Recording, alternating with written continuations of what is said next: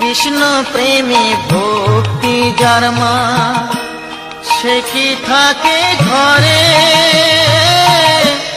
দিবানিশি দুই নয়নে কৃষ্ণ বাড়ি ঝরে।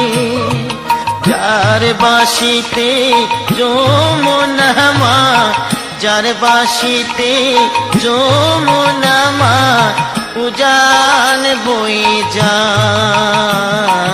তোর গোরাজে নদী ছেড়ে মাগো নীলাচলে চলে যায়।